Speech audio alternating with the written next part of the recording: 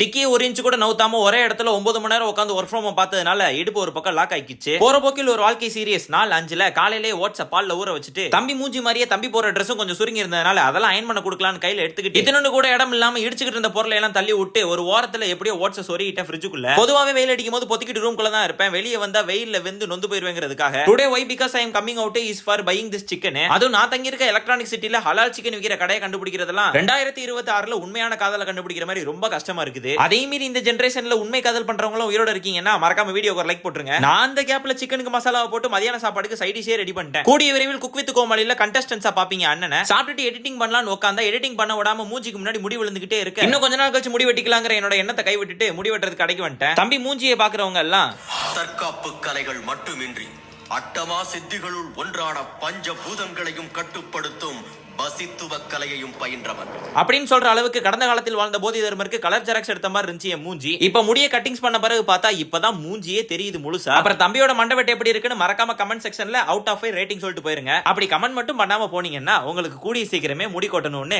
கண்டிப்பா சாப்பிட விடுவேன். அதனால மறக்காம கமெண்ட் பண்ணிருங்க. அப்புறம் சில நாளாவே எனக்கு கொஞ்சம் உடம்பு போட்டுருச்சு நிறைய பேர் சொல்லிட்டு இருந்தீங்கல்ல, அதுக்கு வாட் இஸ் த மூல காரணம்னு பாத்தீங்கன்னா மெயின் ப்ராடக்டான கோழியையும் பை ப்ராடக்டான முட்டையையும் உணவுல தவறாம சேர்த்துக்கிட்டு இருக்கேன்.